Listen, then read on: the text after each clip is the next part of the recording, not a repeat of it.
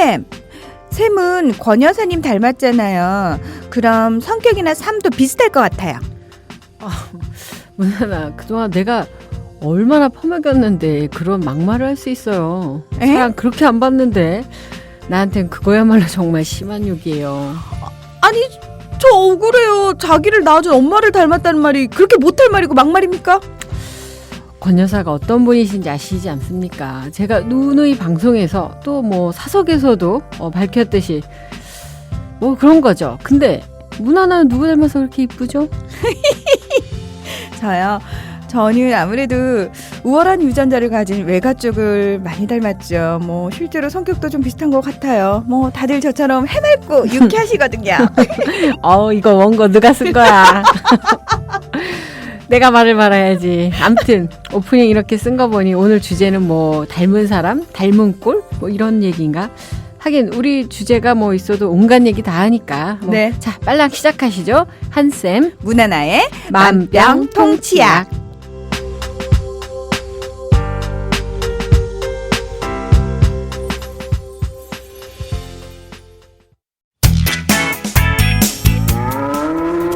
여보, 국민TV 조합비 이제 낼 때가 됐다고 하는구만요. 오, 그려. 그 국민TV도 개국하고 그 뉴스K도 하던지. 달달이 11,000원 내는 거 맞죠? 11,000원만 내지 말고 좀 더 혀. 이 새싹이 돋아날 때는 물을 충분히 줘야 하는겨. 아이, 근데 인터넷으로 하려니까 보통 어려워서 원. 공정 언론을 꿈꾸는 미디어 협동조합 조합원이 해야 할 일. 조합비 납입입니다. 매달 고정 납입 어려우신가요? 월요일부터 금요일까지 아침 9시부터 저녁 6시까지 서울 전화 3144-0933, 3144-7737로 전화하세요. 사무국 요원들이 친절하게 안내해드리겠습니다. 서울 전화 3144-0933 또는 3144-7737. 여기는 진짜 언론, 미디어 협동조합입니다. 네, 여러분께서는 국민라디오 한쌤 문하나의 만병통치약에 오셨습니다. 한셰! 예, 문하나 잘 지내셨어요? 네, 쌤! 예. 이 저녁 때 웬 선글라스? 죄송합니다. 앞이 안 보이지 않았어요, 쌤? 좀 어둡다 했어요. 근데 저는 이 선글라스를 일상생활에서 이렇게 유용하게 사용하는 사람을 거의 유일하게 한쌤밖에 없는 것 같아요. 네, 처음 본 것 같아요. 네. 어떻게 쓰고 있지 내가? 그러니까 왜냐하면 저희 선글라스 보통 멋낼 때 쓴다고 그러잖아요. 예. 한쌤처럼 완벽하게 가리기 위해서 쓰는 사람. 그렇죠. 실용적이고 전 얼굴을 많이 가려야 이쁘다라는 제 지론을 알고 있기 때문에 저 집에서도 쓰고 있어요. 아니 누가 본다고? 제가 힘들어요. 저처럼 틈만 나면 거울 손에 들고 있는 사람은 어쩌라고? 거울을 자주 보시나 보죠? 전 집에 거울이 화장실에 빼고 없어요. 그러니까 자주 보는 건 아닌데요. 이렇게 가끔 불안할 때가 있어요. 내가 거울을 안 본 지 너무 오랜 시간이 지나지 않았나? 라는 생각이 들면은 그래서 왜 잠들기 전에 마지막으로 하는 게 거울 보고. 잠자기 전에? 네, 잠들기 바로 직전에 눕기 전에 거울로 확인하고 눕고 그다음에 눈 뜨자마자 거울부터 꺼내서 얼굴 확인하고. 네. 전 잠자기 전에 선글라스를 벗죠. 저 진짜 밤에도 쓰고 있거든요. 집에서? 저 아침에 눈 뜨면 선글라스를 끼고 화장실에 갑니다. 그러고 보니까 집에 거울이 그 화장실에 세면대 위에 네모나게 있는 거 있죠. 그거밖에 없네요. 손거울도 없고. 뭐 하나 있었는데 그건 진작에 고양이들이 깨먹었고. 전신 거울은요? 없어요. 아니 뭐 옷 갈아입거나 했을 때 전신 거울 봐야 되잖아요. 잘 안 보는 것 같아요. 선글라스만 끼면 돼요. 남들은 아무도 모르겠지. 참 그건 닭 아니에요. 닭 도망가다가 고개만 푹 숙이면 자기가 안 보이면 안 보인다고 생각하는. 뭐 효율적이잖아요. 예. 참고로 저희 집에 있는 전신 거울이 제가 아나운서 됐을 때 제주에서 처음 산 거울인데요. 아직까지 쓰고 있어요. 15년째. 거울 장사 망했답디다. 거울이 뭐 애지간하면 깨지기 쉬운 뭐 그렇게 쉽지는 않죠. 네. 거울을 자주 본다. 왜요? 그게 왜 이상한가요? 거울 자주 보시는 분들 여자분들은 꽤 많으실걸요? 예, 이게 자주 이렇게 보고 확인하고 뭐 그러는데 거울을 본다라는 게 참 여러 가지 의미가 있잖아요. 이렇게 뭐 자기 모습을 점검하는 것도 있고, 그리고 이제 거울을 자주 보면 대부분의 사람들은 거울을 봤을 때 자기 얼굴을 상당히 괜찮다라고 느낀대요. 이게 익숙해서예요. 그러니까 사실 뭐 남들이 딱 보면은 뭐 그렇게 잘생기거나 이쁘지 않을 수도 있는 배우자나 이성 친구가 자기 눈엔 참 좋아 보이는 것 중에 하나가 익숙해져서 그 착시 효과가 있다라는 거죠. 그럼 제가 맨날 우리 승조라고 얘기하는 게 혹시 제가 익숙해져서 착시 효과인가요? 그 입에 붙어서 그런 거, 그거는 달라. 그건 그냥. 아니, 저는 우리 승조가 우리나라 아나운서 중에서 제일 잘생긴 것 같고 제일 멋있는 것 같더라고요. 그래요. 그 뭐지? 뭐 할 말이 없는데 두 분이 그냥 좋은 우정 잘 가꾸시길 바라고요. 근데 우리 승조님께서는 아세요? 이러시는 거? 네. 괜찮대요? 가끔 본인 입으로 그럽니다. 우리 승조한테 그것도 못 해주냐고 그걸 이용합니다. 그래요? 예. 그분 영리하시군요. 그래서 거울을 보면 자기 모습을 늘상 보니까 애지간하면 그렇게 나빠 보이지 않는 거죠. 자기 얼굴이. 네. 그래서 이성을 찾을 때도 자기가 상당히 비슷한 느낌을 가진 사람을 고를 확률이 상당히 높대요. 진짜로요? 이거 실험에서 나온 거예요. EBS 다큐멘터리 찾아보세요. 외국에서도 실험된 사례가 많거든요. 그래서 고른 잘 모르는 이 타인들끼리 동성, 이성 이렇게 해가지고 해놓은 사이에서 사진을 쫙 펼쳐놓어보고요. 마음에 드는 사람을 고르게 하잖아요. 네. 그럼 대부분 자기의 얼굴 고르는데 그걸 어떻게 해서 골랐냐면 우리 얼굴을 반으로 나눴을 때 왼쪽 오른쪽 좀 다르죠. 예, 좀 달라요. 예. 맞아요. 그래서 그 한쪽으로만 연결한 얼굴을 만들어요. 그리고 약간 이렇게 좀 이성처럼 이렇게 그 포토샵으로 좀 바꿔가지고 놨을 때 그 중에 뭐 다른 사람 얼굴도 있는데 거기에 자기 얼굴도 껴 있는 거죠. 이 중에서 좀 호감 가는 사람 고르라고 하면 자기 얼굴을 고른대요. 그만큼 익숙해져 있다라는 거 아주 큰 장점을 갖고 있고 큰 파워를 갖고 있다라는 이야기도 해요. 저희는 왜 흔히 그렇게 얘기를 하잖아요. 이렇게 결혼식장에 가서 신랑 신부를 보거나 또는 뭐 금슬이 좋은 부부를 봤을 때 닮았어. 근데 닮아서 신기하다. 결혼한 걸 거예요. 그러니까 저희는 저렇게 진짜 저렇게 비슷해서 서로를 알아본 건가라고 얘기를 한 건데 그게 실제로 과학적으로 근거가 있는? 근거가 있는 거죠. 네. 그래서 좀 자기가 비슷한 왜 여자분들이 남자분을 이제 어떠한 상황에서 그냥 무작위로 고를 때 네. 제일 많이 이 판단에 영향을 주는 게 사실은 채취라고 하잖아요. 네, 채취. 예. 그 자기하고 비슷한 그 채취의 냄새를 고를 것 같지만 이건 달라요. 반대의 냄새의 채취를 고른대요. 그러니까 외모는 자기와 비슷한 남자. 그러니까 여자 입장에서는 저희들 입장에서는 남자 입장에서도 그렇고 네, 여자. 하지만 채취는 반대. 예. 그래야 생존율이 높아서. 그러니까 우리가 관계를 맺고 사람을 만나고 하는데 상당히 저는 생물학적이고 과학적이고 아주 그 통계학적인 부분이 많다라고 생각을 하거든요. 그냥 뭐 삘이 느껴졌어, 뭐 케미가 느껴졌어 이런 것들이 그냥 뭐 학습되어 와서 나의 이상형을 내가 구축해서 자연스럽게 고른 게 아니고 그냥 유전자 안에 많이 내재되어 있는 것들을 끌어들이는 힘이 원초적으로는 있다라는 생각이 좀 많이 들어요.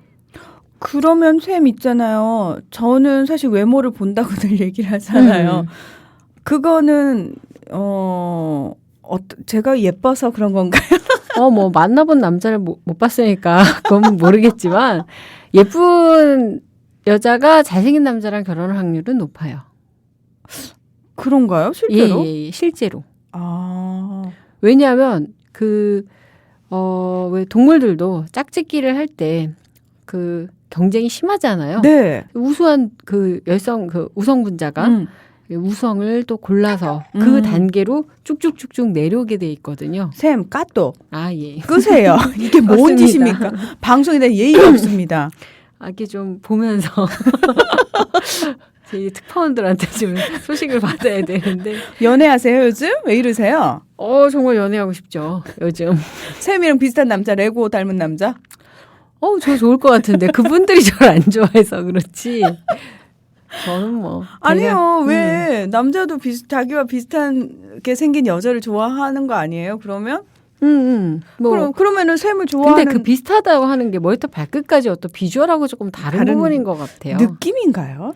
예, 뭐 우리 인상? 몽타주 그릴 때 보면 정확하게 그림으로 몽타주를 그렸을 때 범인을 잡을 확률이 떨어진대요. 근데 약간 캐리커처 스타일로 어떤 느낌을 딱 잡아서 그리면 오히려 신고가 더 정확할 확률이 높다는 거죠. 아, 그래서 그 인상이 비슷한, 딱 느낌이 비슷한. 둘이 닮았어. 둘이 그렇죠. 비슷한데? 뭐 뜯다 보면은 닮은 거 이게 없는데 몽타주를 그리면 비슷한 사람들인 거죠. 그 느낌이 주는 어떤 역학적인 게 있지 않나. 그러면은 샘이 만날 남자는 샘이 주는 인상을 근거로 생각을 해보면 일단은 보면 딱 유쾌한 느낌을 주고 약간 그리고 잘 웃을 것 같고 서글서글한 느낌의 남자? 저도 그럴 것 같아요.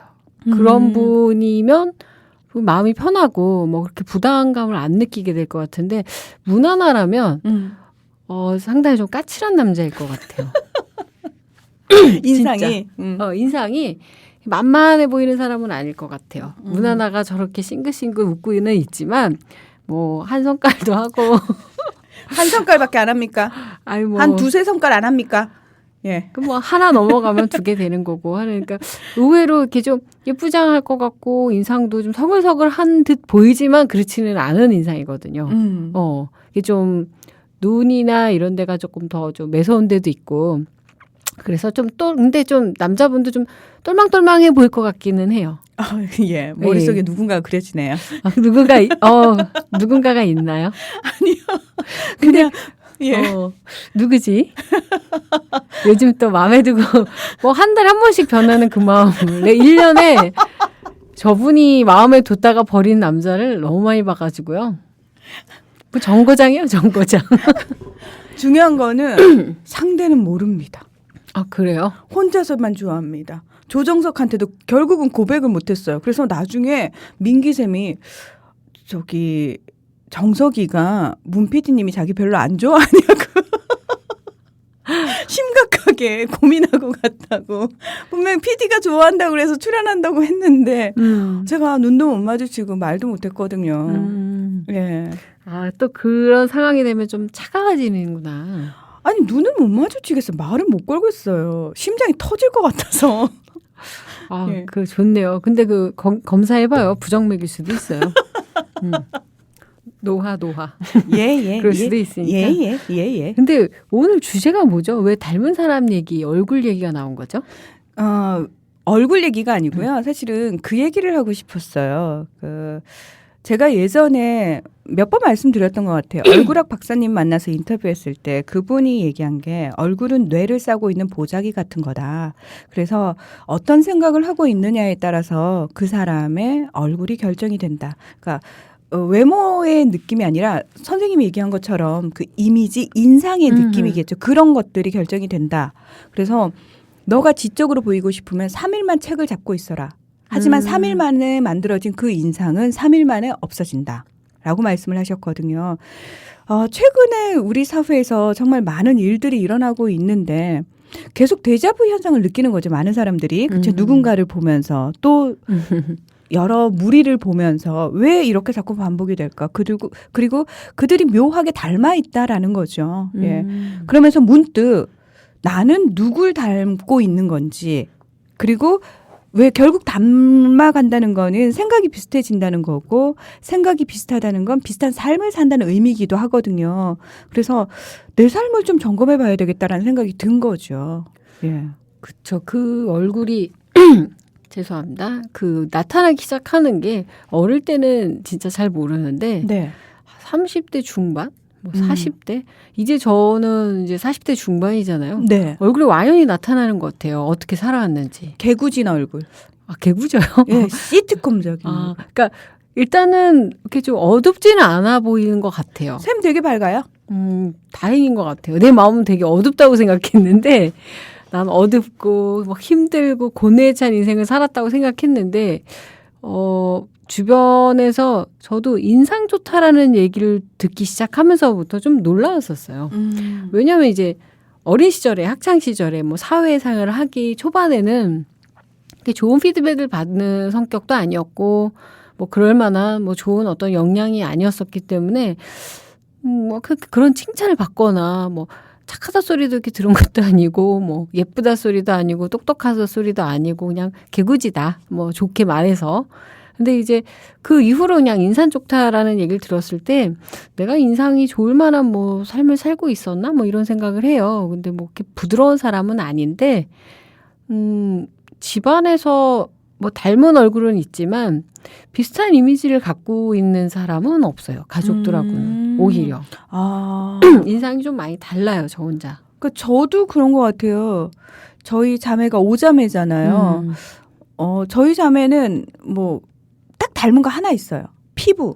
아, 하얀 거. 하얀 피부. 그래서 피부 때문에 자매시죠라는 얘기를 듣는데 얼굴은 이제 좀 많이 다른 것 같아요. 그리고 더불어서 인상이라는 거는 더더욱 그쵸? 예. 제가 깜짝 놀랐던 게 가끔씩 저는 저희 자매들을 만나잖아요. 저희 자매님들이 묘하게 친하게 지내는 자매님들은 점점 이미지가 비슷해져 가시더라고요. 그래서 제가 깜짝 놀라는 거예요. 아마 삶이 비슷하니까 대화도 할 게 많고. 그러니까요. 공통점이 많겠죠. 네, 그래서 제가 저희 막내가 사실은 어렸을 때 저를 더 많이 닮았었거든요. 같이 살 때는. 근데 어느 순간 저희 언니를 더 많이 닮아 있는 거예요. 그래서 제가 처음엔 저희 언니인 줄 알고 사진 보고 그래서 어머 자매님 큰 자매님 많이 닮으셨네요. 제가 그랬더니 자기도 느낀다고. 그래서 그 친할 때 보면은 참 둘이 닮아가는구나. 그래서 깜짝 놀랍니다. 참고로 지금 저는 친한 사람이 없는 것 같습니다. 가족 중에 비슷한 인상이 없어요.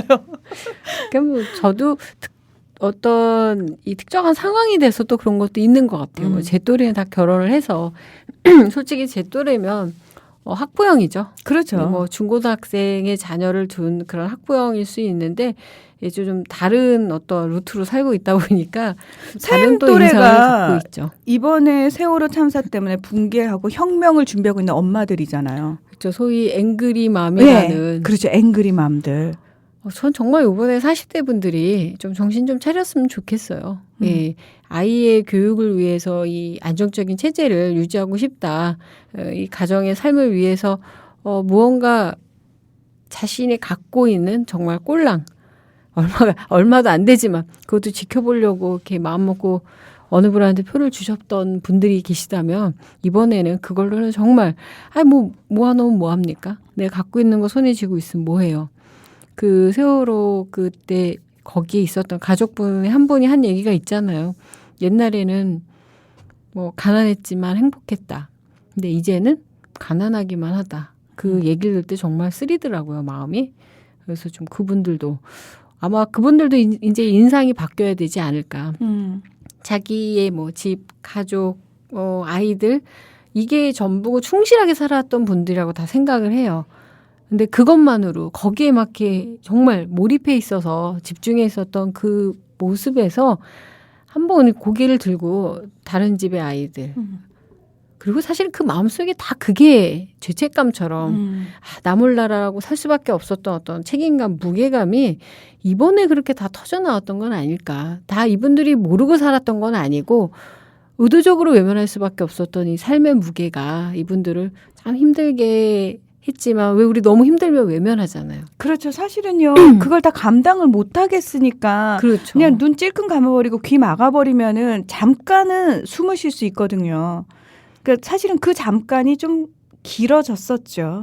예. 그래서 이제 좀 그것들이 이제 잊을 수 있으려나 보다라고 하고 그래 나는 이제 그런 것은 거리가 멀어.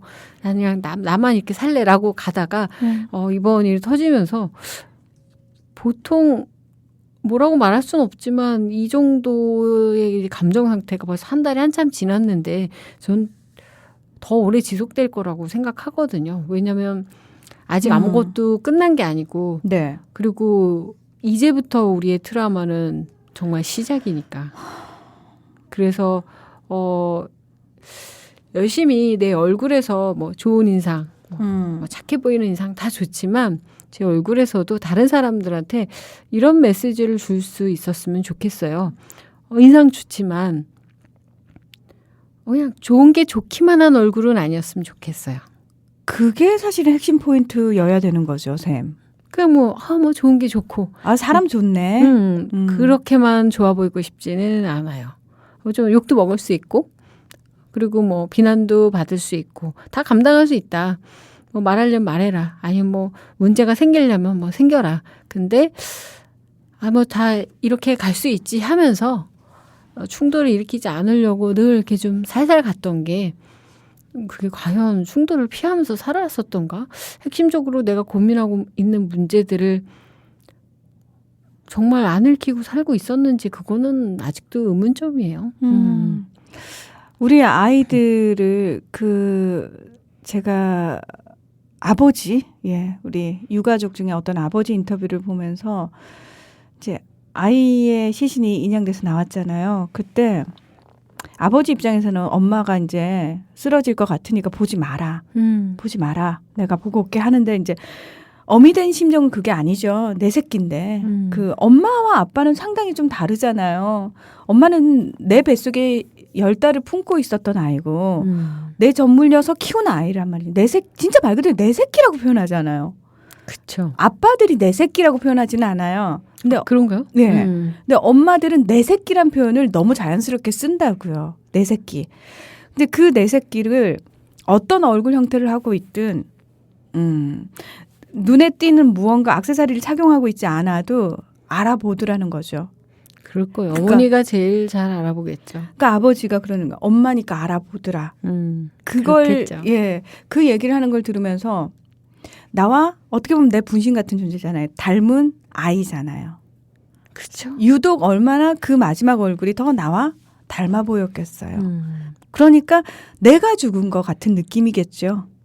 내 새끼가 죽은 게 아니고 내가 죽은 것 같은 느낌일 거라는. 네. 거의 뭐 자신의 죽음하고 동일한 상황이죠. 그리고 분명한 거는 이제 저희 어머니도 저한테 늘 하시는 말씀입니다만 저희 어머니의 존재 이유는 전 거예요. 저예요. 저. 네가 내가 사는 이유고 힘이다라고 늘 말씀을 하시는 거죠. 그러니까 자신의 삶이 독립적으로 있는 엄마들은 없는 것 같아요. 늘 자식의 삶에 투영시켜서 그 자식이 자신의 존재 이유가 되는 경우가 대부분이거든요. 그래서 어느 날인가 제가 하는 사소한 행동들 있죠. 엄마가 1년에 한두 번 정도 서울에 오시는데 제가 오시면은 얼마 안 됐습니다만 철이 들어서 그런지 엄마한테 이렇게 손에 물 한 방울 못 묻히게 해요. 근데 이제 그냥 계시라고 그러면 어머니들 아시죠? 집 들어오면서부터 딸내미 집 들어오면 바로 청소 시작하시거든요. 그래요? 그걸 권 여사님은 다를 수 사실과 다른 사람도 있을 수 있음을 알려드립니다. 저는 뭐 손에 물을 묻히고 뭐 이런 거 바라지도 않고요. 그냥 좀 씻으셨으면 좋겠어요. 잘. 근데 대부분의 엄마들은 딸이나 아들이 자취하고 있는 방에 들어오면서부터 시작을 하세요. 그러니까 당신 옷 갈아입기도 전에 욕실부터 들어가서 욕실 청소부터 하시는 그런 저희 어머니도 그런 어머니인데 제가 그걸 못하게 하기 위해서 이사를 할 때도 어머니가 미리 얘기해라. 내가 가서 다 해줄 거다. 다 해야 된다. 내가 해야 깨끗하다. 내가 해야 안심이 된다. 그걸 몇 번 겪으니까 안 되겠는 거죠. 그래서 어머니한테 거짓말을 했어요. 이사를 언제 한다. 그때 올라오시라고 해놓고 사실은 그 이틀 전에 이미 다 이사를 해놓고 제가 정리를 깨끗이 해놓은 거죠. 그리고 불렀더니 엄마가 기가 막히게 하시는 거죠. 그리고 앉혀놓고는 내 살림이야. 손대지 마. 이러면서 제가 다 이제 음식도 해드리고 하는데 그 사소한 행동 있죠. 걸레질을 하는 거나 휴지로 뭐 방바닥에 먼지를 제거한다거나 또는 뭐 빨래를 하려고 이러고 쭈그리고 있는 모습이라든지 뒤에서 어머니가 한창을 물끄러미 보셨나 봐요. 낮은 목소리로 그러더라고요.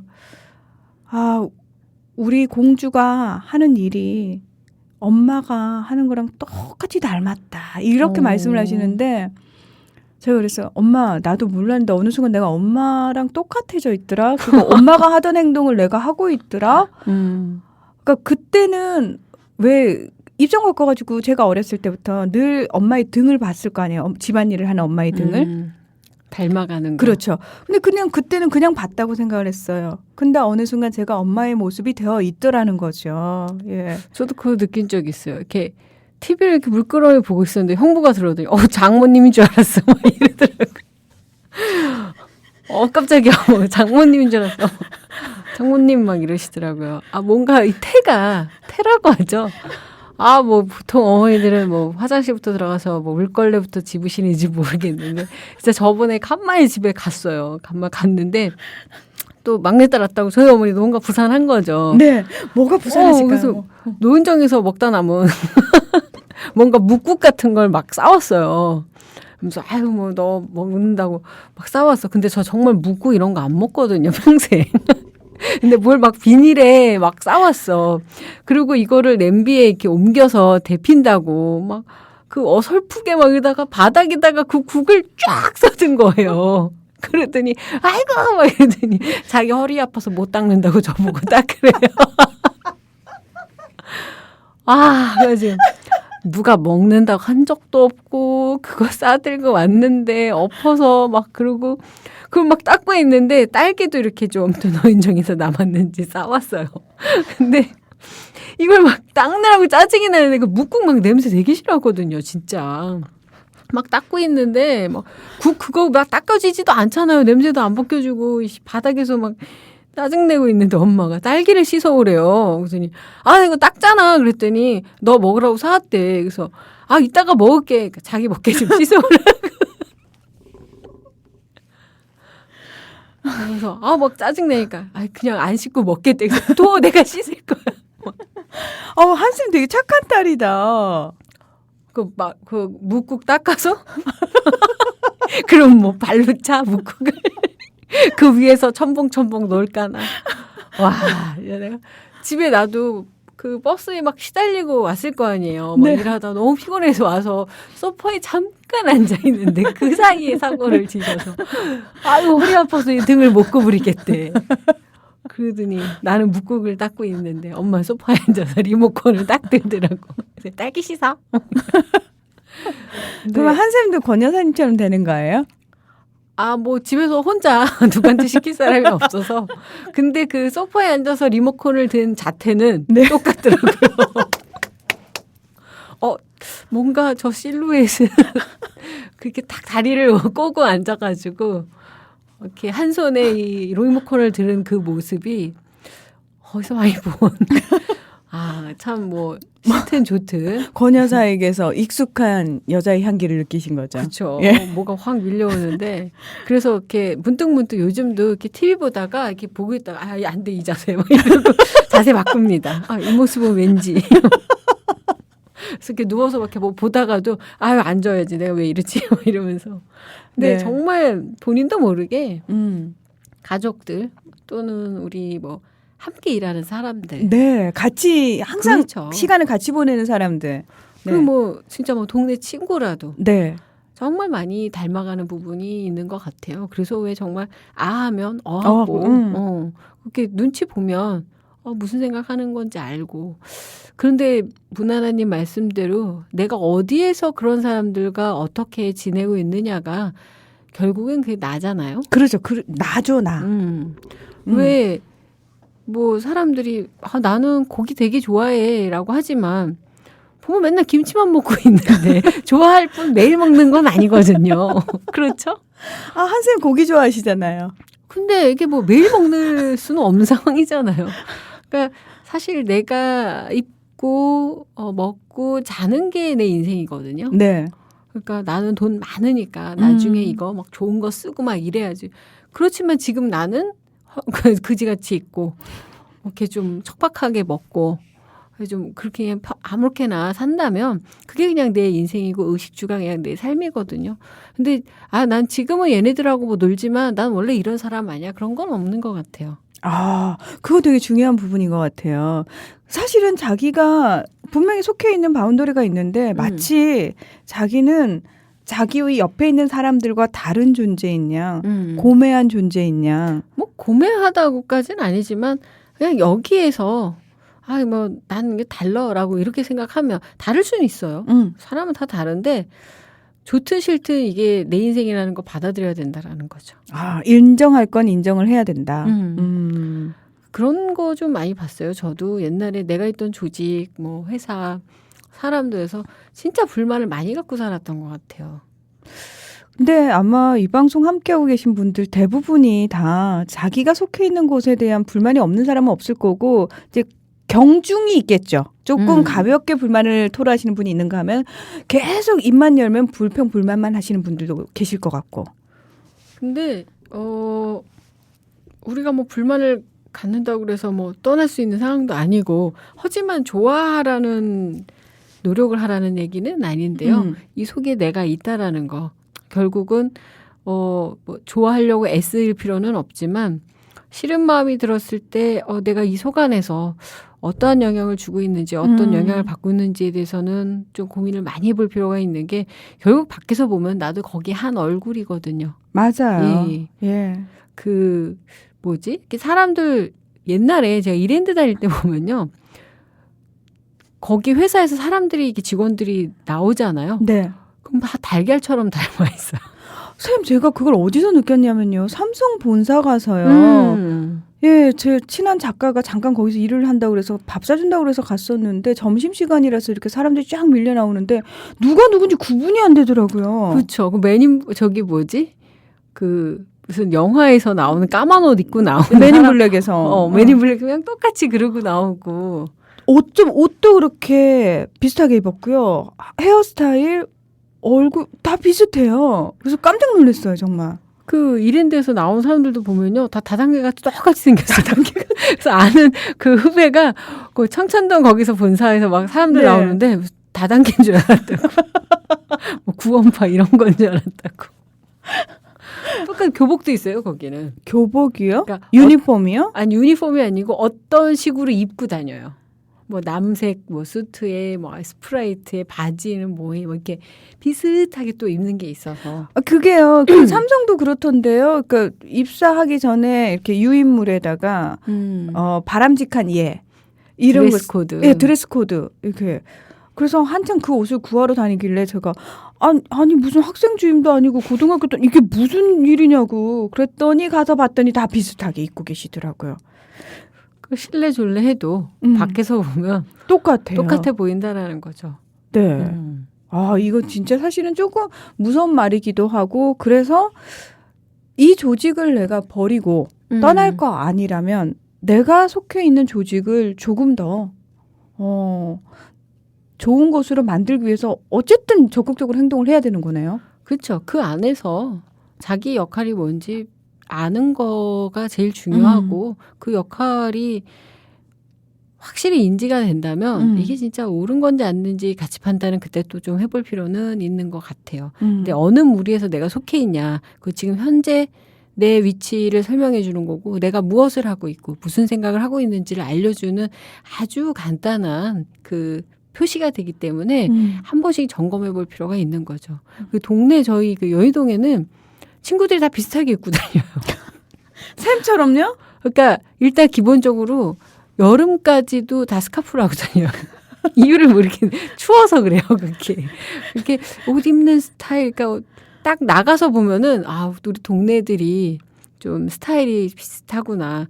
이 조그마한 동네에서 움직이는 친구들도 이렇게 비슷해지는데 함께 24시간 거의 같이 사는 사람들 또는 일터 사실은 가족보다 일터에서 더 많은 시간을 보내죠. 그쵸. 예. 그 사람들과 내가 그냥 이질적이다라고만 생각하지 말고 뭐 욕하면서 닮는다처럼 저희가 이제 엄마 많이 닮았거든요.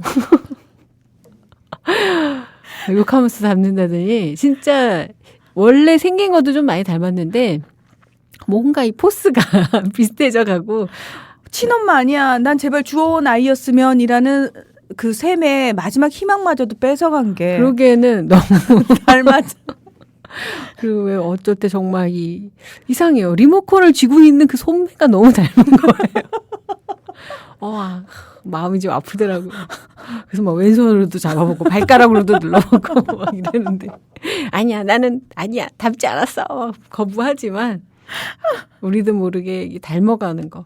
그러니까 우리가 어디를 쳐다보고 살아가느냐 이거 참 중요한 것 같아요. 네, 그 예전에 제 동생이 또 이 가족을 팔면 우리 가족팔이잖아. 가족팔이. 그러니까 제 동생이 한창 이제 방황을 하던 시절에 있었어요. 그러니까 고등학생 시절이 아니라 대학에 와서 되게 힘들어했는데 그 힘들어하는 이유가 뭐냐면은 요즘도 그렇습니다만 대학을 졸업한다고 해서 취업이 바로바로 되는 게 아니잖아요. 그래서 대학을 가서 봤더니 소위 말해서 빽 좋은 애들이 너무 많다는 거죠. 주변에 이제 뭐 또 좋은 학교를 다니다 보니까 엄마 아빠가 삐까뻔쩍한 애들이 많았던 거죠. 이 친구가 어느 날 와서 그러는 거예요. 언니 니는 좀 부잣집에서 태어났으면 하고 바란 적 없나? 이러고 물어보는 거예요. 너무 귀엽다. 그래서 저는 단 한 번도 그런 생각을 해본 적이 없었어요. 사실은. 왜냐하면 저희 엄마가 저는 너무 짠해 보여서 야 나는 저렇게 자식을 위해서 희생할 수 있을까라는 생각을 늘 했었기 때문에 어릴 때부터 한 번도 엄마를 바꿔보면 또는 내가 부잣집이 태어났더라면 뭐 또는 내가 주워온 자식이어서 우리 부모가 날 찾아줬으면 하는 생각이 없었는데 제 동생은 그런 생각을 한 적이 있다는 거예요. 전 지금도 하는데. 지금도 원해요. 원해요? 네. 그러긴 권 여사님과 너무 닮았어요. 그런데도 어쨌든 엉망진창이지만 지금도 좀 원해요. 근데 저는 그 동생의 그 말을 들으면서 되게 여러 가지 마음이 들었던 것 같아요. 이 친구가 지금 얼마나 힘들면 이런 생각까지 할까부터 시작해서 제가 단속을 제일 먼저 시킨 게 그거였어요. 혹시라도 농담이라도 또는 화가 나서라도 절대 엄마 앞에서 그런 얘기는 입 밖에도 꺼내지 마라. 난 지금도 말하는데. 맨날 말하는데. 빚은 없지? 아니 왜냐하면 부모 입장에서는 업장이 무너지는 얘기 같을 거라는 생각이 들더라고요. 그래서 이 친구가 뭐 결정적인 순간까지는 가족을 숨길 수 있으면 숨겼으면 좋겠다부터 시작해서 막 이런 얘기들을 할 때 내가 그렇게 어디 내놓기 부끄러운 가족인가. 근데 동생이 그 얘기를 하는 거야. 그래도 우리 가족 중에 좀 내세울 만한 게 언니밖에 없지 라고 얘기를 하는데 이게 참 서글픈 생각이 드는 거죠. 아싸 난 선택받았어 이게 아니라 되게 서글픈 거죠. 그러니까 네가 아무리 그 난리를 쳐봤자 너는 우리 가족이잖아. 누가 봐도 우리는 밖에서 봤을 때 비슷해 보이고 가족이야. 그걸 버리려고 해서 버리거나 또는 숨기려고 해서 숨겨질 수 있는 게 아닌데 네가 그런 생각을 하면 할수록 더 힘들어질 텐데 왜 그런 생각을 하냐고. 생각이 드는 걸 어떡해요. 쌤 지금 저랑 뭐 하시자는 겁니까? 전 동생 마음이 이해가 돼요. 100만%. 만약에 그런 마음을 갖고 있는데 언니가 그런 소리 했으면 재수 없었어요. 참 누가 우리 댓글 게시판에 그렇게 써놨더만요. 예, 학창 시절이었으면 두 분은 절대 친해질 수 없었겠군요. 그렇죠. 나이가 들어서 좋은 점도 있네요 하는데 샘과 저는 나이 들어서 만난 게 천만다행입니다. 그럼요. 근데 전 동생분 생각이 너무너무 당연하다고 생각해요. 오히려 문헌아가 특이하다 생각을 하는데 사실은 매일매일 우리나라 국민이 생각하는 게 뭡니까? 이 나라에서 안 태어났었으면 좋겠지 않을까 그런 생각 안 하는 국민이 정말 있을까요? 저요. 본인이요? 저는 우리나라가 너무 좋아요. 예. 잘 됐으면 좋겠어요. 저 우리나라 되게 싫어요. 정말 너무 싫고 누구 찍은 사람이 너무 싫고 뭐 어떨 때는 이 마음이 이렇게 이 논리적이지 않은 감정적인 마음으로 볼 때는 정말 할아버지 할머니만 봐도 짜증 날 때가 있고 그러니까 그 미움이 막 이렇게 번져요. 그래서 닮고 싶지 않고 이제 어디 해외 나가면 한국인이라고 말하고 싶지 않을 때도 있었다라는 거 뭐 저는 이 자리에서 근데 중요한 거는 뭐 일본인이라고 하기에는 너무 가다가 크고 중국인이라고 하기에는 또 좀 그렇고 근데 어쨌건 이민을 가고 싶다. 외국에서 태어났으면 좋았을 텐데 그리고 이런 환경이 아니고 내가 좀 더 자유롭고 뭐 평등하고 나를 충분히 인정해주고 나의 이 다름을 받아들여줄 수 있는 데서 태어났더라면 난 좀 더 잘할 수 있었을 텐데 저 청소년 내내 그러고 살았던 것 같아요. 그리고 사회 나가서도 이렇게 열심히 살아도 안 되는 건 우리나라밖에 없는 거 아닌가? 물론 내가 북한에서 안 태어나서 다행이다 뭐 이런 생각도 해가면서 뭐 방글라데시 이런 데 아니어서 다행인가? 뭐 하지만 방글라데시에서 일어나는 사건이나 뭐 터키에서 일어나는 뭐 사고나 우리나라 뭐 똑같은 후진국형의 일들이 일어나는 거 보면 뭐가 지금 뭐 선진국이고 뭐가 선진국이다라고 느끼는 건 뭐 한류 이런 거밖에 없는 것 같아요. 끼 부리는 것 빼고는 뭐 하나 끼 부리는 거요? 완전히 끼만 있어요. 흙만 있고 우리나라. 그래서 저 진짜 옛날에 외국에 나가서 사는 거 되게 열망했었어요. 예, 그리고 틈만 나면 생각했었던 것 같고 정말 옛날에 그 미국 비자를 되게 받고 싶었어요. 20대 때. 정말 미국에 가고 싶어서. 근데 뭐 집에 아무리 뭐 전재산 털어도 보증금이 될 만한 전재산도 없고 이거 뭐 통장 까면 더 위험하고 그 당시에 우리나라가 미국 비자가 안 나왔었어요. 직업이 없거나 집안에 어떤 경제력이 없거나 어떤 뭐 학생 뭐 비자나 직장 이게 보증이 안 되면 비자 안 나올 때였거든요. 근데 뭐 밀항이라도 할까? 뭐 이런 생각도 했었어요. 정말 이 나라를 뜨고 싶었고, 그 당시에 정말 너무 뭐 억울하고 분하고 그 불평등하고 그리고 이제 뭐 그 당시 이렇게 대학교 때 그런 뭐 사회적인 거에 되게 민감할 때잖아요. 네. 그런 거 더 좀 많이 치여서 그냥 도망가면 낫지 않을까 뭐 이런 생각도 했었는데, 요즘 들어서 특히나 이번 세월호 때, 뭐 싫고 좋고를 떠나서 나 이 세상이 변하는 거 꼭 보고 싶다라는 생각을 했어요. 뭐 내가 선택해서 태어났는지 안 했는지는 모르겠지만 어쨌건 이 나라에 태어난 의미를 내가 찾지 못하면 너무 무의미하다. 뭐 다른 나라 지금 갈 수 있어요. 이젠 오히려 맘만 먹으면 언제든지 갈 수 있는 모든 조건을 갖췄어요. 뭐 비자 문제도 해결이 됐고 그 호롤 단신이고 뭐 아쉬울 것도 없고 거기 가서도 뭐 타러 봐도 돼요. 할 것도 있고 친구도 있고. 근데 왜 난 여기 있나? 나랑 닮은 사람들이 여기 너무 많아요. 내가 익숙하고 나를 좋아할 수밖에 없고 그 어딜 가나 나와 같은 얼굴을 한 사람들, 나와 익숙해서 나를 많이 닮아서 저 사람이 죽으면 내 죽음 같은 사람들이 너무 많아서 피할 길은 이제 없는 것 같아요.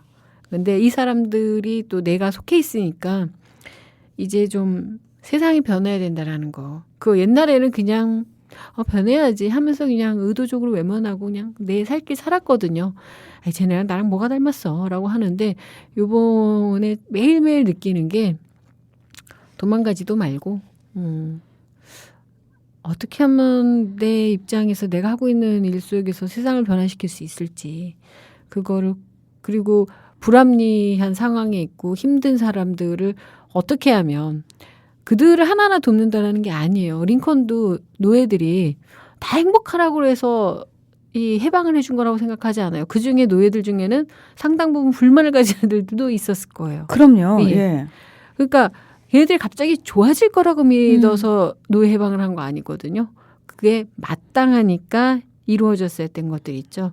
그걸 위해서 마땅히 해야 될 게 이 땅에 있다라는 거 이렇게 이런 식으로 안 느꼈으면 더 좋았을 텐데.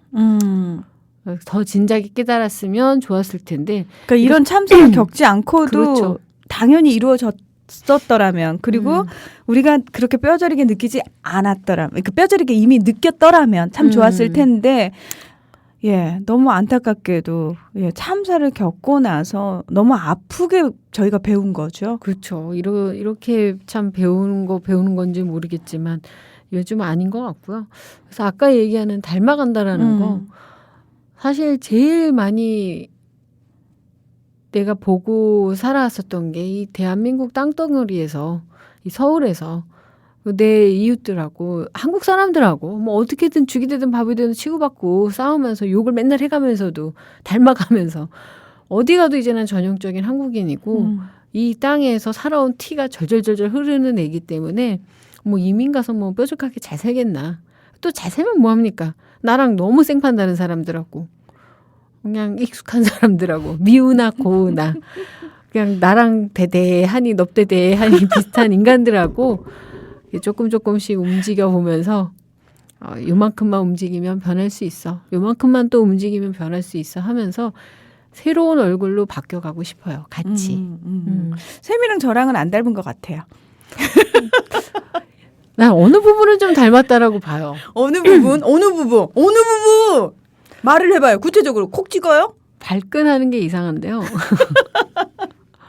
뭐 이렇게 말할 수 있는 것 같아요. 무난하나 뭐 친하다 안 친하다 뭐 또는 뭐 서로 공통점이 많다 이런 걸 떠나서 저는 문화나한테 가장 공감하는 지점이 딱 하나가 있어요. 우리 둘의 그 강한 공통점 중에 하나는 나름 순수해요. 왜요? 나 그렇게 느끼는데 싫어? 진짜 그렇게 생각해요. 되게 어린애 같은 지점이 있다라는 거. 뭐 어린애 중에서도 뭐 이렇게 좀 잔대가리가 심하네, 뭐 착하네, 뭐 좀 이상하네, 뭐 많은데 어린애 같은 점은 분명히 공통점이 있는 것 같아요. 그러니까 허건나 앉아가지고 이렇게 쓸데없이 수다를 떨고 앉아 있죠. 이게 맨정신에 될 일은 아니고. 아니 그 쌤이랑 저랑 가끔 대화하는 걸 제3자가 듣잖아요. 그럼 정말 경악하는 경우가 많은 것 같아요. 우리 변현주 AD도 사실 쌤이랑 저랑의 대화를 적나라하게 이제 이 친구가 입사한 지 얼마 안 돼서 옆에서 지켜봤잖아요. 굉장히 많이 놀랬더라고요. 그래요? 왜요? 두 분이 친하신 건 맞죠? 부터 시작해서 싸우시는 건 아니죠? 부터 시작해서 우리의 대화를 이해 못하는 건가? 아까도 옥수수 사오셨는데 나 옥수수 사왔어 이랬는데 제가 난 구황작물 안 먹어요. 아니 어떻게 인간이 구황작물을 안 먹지? 그냥 안 먹어. 깨작대. 막 이러면서 정말 고마워하는 거 이만큼도 없이 한쌤은 또 왜 안 먹지? 이러고 혼자서 제 앞에서 와구. 하나를 벌게 훑었죠. 그래서 하긴 난 오이 안 먹어. 이랬더니 어떻게 오이를 안 먹지? 이해가 가는데. 예전에 우리 승조가 그런 얘기를 한 적이 있죠. 저는 선배가 왜 동안인지를 이유를 알 것 같다고. 그래서 왜? 그랬더니 철이 없다고. 그거는 아까 말했잖아요. 얼굴은 뇌를 싼 포장지라며요. 네. 뇌 레벨이 있는 거죠. 근데 전 진짜 이 방송을 통해서 얘기하고 싶어요. 야, 승조, 너도 엄청 동안이거든. 인상은 안 그래요. 인상은 안 그런데 뭐 피부 조합이나 뭐 여러 가지로 봤을 때 물론 뭐 좀 이렇게 동안처럼 보이긴 하지만 인상은 그분이 훨씬 더 좀 뭔가 애늙은이 같은 느낌이 나지. 그러니까 동안이 사실 우리도 쭈글쭈글해요. 뭐 어딜 봐서 우리끼리 이제 동안이라고 말해봤자 제3자가 커피숍에서 누가 들으면 쟤는 죽방이다 뭐 이러고 욕할지도 몰라요. 거기서 날 빼요. 엮어야 돼요. 아니 엮지 마요. 본인은 이제 좀 세상을 다 바라볼 필요가 아니, 있어요. 그러지 마. 제대로. 아니 그러지 마. 언니가 해줄게. 기다려봐. 좀 세상을 좀 이제 좀 하지 제대로 말라고. 바라봐야 하지 돼요. 말라고. 안 그러면 왜 진짜 당신이 해? 하지 마. 나밖에 할 사람이 없어요. 하지 마. 아무도 본인 안 건드린다니까. 근데 이제 인상들이 있는 것 같아요. 그러니까 뭐 물론 우리도 피부 나이야. 그 변해이들을 쫓아갈 수 없죠. 그 짱짱함을 뭐 어떻게 하겠어 우리가. 띠동갑인데 저랑은 못 쫓아갑니다. 근데 네. 그 사람이 주는 얼굴에서 나오는 인상의 나이는 따로 있는 것 같아요. 그럴 때 이제 좀 약간 중딩삘, 고딩삘의 막 인상이 있잖아요. 그런 거가 닮은 것 같아서 약간 문하나님하고 이렇게 얘기를 하면 물론 청취자분들도 들으시면서 쟤는 무슨 저렇게 좀 철딱선이 없나라고 얘기하실지 모르겠지만 저희도 느끼는 게 뭐냐면 무슨 쉬는 시간에 학교 쉬는 시간에 딴반 친구한테 가가지고 야야 너 수학 선생님 봤냐? 막 이러면서 막 이렇게 흉보고 뭐 얘기하고 그러고 또 막 뛰어서 자기 반에 가는. 네. 그건 뭐예요? 별로 친하진 않아. 빙고. 그런데 쉬는 시간에 가서 얘기를 하고 싶은 친구 있잖아요. 딴 반 가서. 왜냐면은 우리 반에서 지금 왕따거든, 우리 둘 다. 그래서 같이 놀 사람이 또 없는 거지. 그래서 뭉쳐진 팀이라고 보면 되는 거죠. 근데 아마 지금 안 그런 척하고 있어도 이 방송 함께하고 계신 우리 만병통치약 애청자분들 있잖아. 잠깐만. 우리 애청자분들 애칭이나 하나 붙여줄까요? 왜 예전에 문희정이 끌림할 때 끌림이들이라고 얘기했듯이 만병통치약 청취자분들 우리들만의 무언가 호칭. 환자라고 할 수도 없고. 이 시간에 함께 하시는 우리 환자분들 뭐 이건 좀 웃기잖아요. 아니 네. 저는 병원 다닐 때 네. 지하철에 탔는데 간호사가 실장님 오늘 환자 많네요. 오늘따라 지하철에 환자가 많네요. 이러더라고. 직업병인 거죠. 끌림이 같이 저희 뭐가 있을까? 만병통치니까. 네, 만병통치니까. 뭐라고 부르면 좋을까요? 네. 환자들. 이게 입에 붙기는 하네요. 예. 입에 짝짝 붙죠. 쫙쫙 붙기는 하는데, 환자, 근데 이 사람들은 또 환자라고 칭해줘도 좋아할 사람들이야. 왜 환자냐면, 원래 영어로 환자가 뭐예요? patient. 원래 어디에서 유래된 단어예요? 어디에서 유래됐을까요? 인내심. 인내심, 맞아. 지금 얼마나 인내심을 갖고요. 이제 이 더러운 세상에 이처럼 진짜 인내심을 갖고 사는 우리 조합원들이 누가 또 더 있겠습니까? 인내하시는 분들이신 거죠. 인내하시는 분들, 그래서 환자다. 이게 뭔 소리야? 진짜 환장을 노르신 거죠. 정말 환장하겠네요. 예. 농담이고 어쨌건 우리 청취자분들이 정말 이 상담인지 잡담인지 뭔지 모를 이걸 계속 들어주시는 그 인내심도 대단하신 것 같고. 심지어 이 시간에 댓글 게시판이 제일 활발하다는 사실. 환자 맞은 것 같기도 한데요.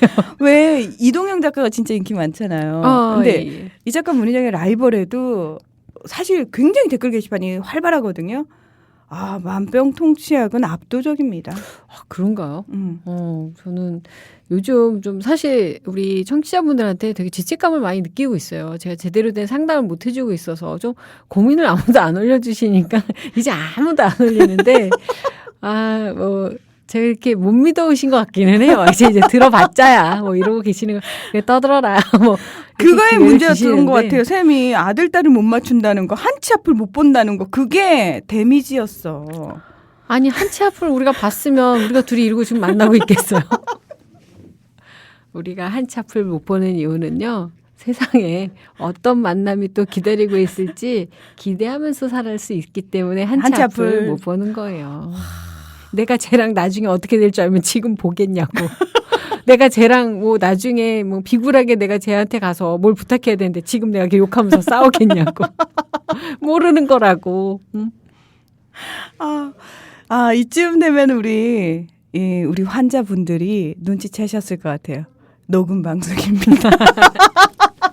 왜 댓글 게시판 이렇게 많이 올렸는데 하나도 안 읽어줘? 그렇죠. 이제 오늘은 5월 22일 목요일입니다. 예. 저희 목요일 오후 6시 56분 지금 55초 지나고 있네요.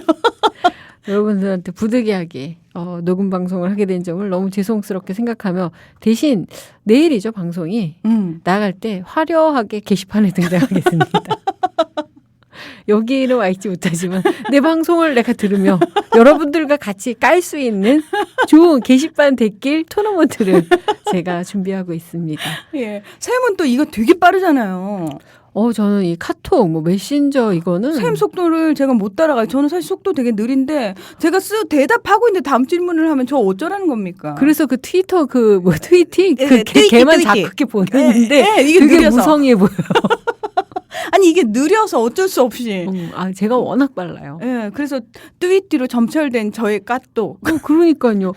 어떻게 생각하세요? 그럼 트위티가 그래서 인상 쓰고 있는 그림 보내고. 발차기 하는 거 보내고. 예, 그렇습니다. 근데 쌤 어디 가요? 내일요? 네. 내일 이렇게 좀 원래 이제 하던 일이 좀 있어가지고. 예, 근데 이제, 손가락은 움직일 수 있는 곳에 있기 때문에.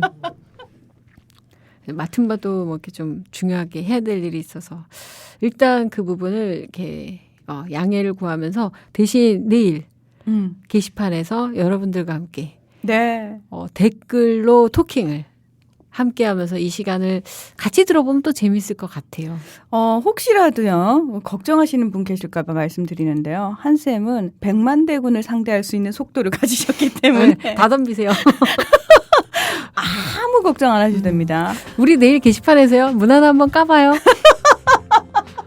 하기만 해봐. 바로. 꼭 해요. 네. 한샘! 문하나님. 네. 아유, 그래요. 우리가 외모는 안 닮았어요. 하지만 순수한 거 하나로 뭉쳐진 관계 아닙니까? 그렇죠. 예. 이렇게 철딱선이 없기도 쉽지 않죠. 예. 혹자는 더맨더머라고 하더라고요. 한샘, 우리 다음 주에 봐요. 고맙습니다. 예, 감사합니다.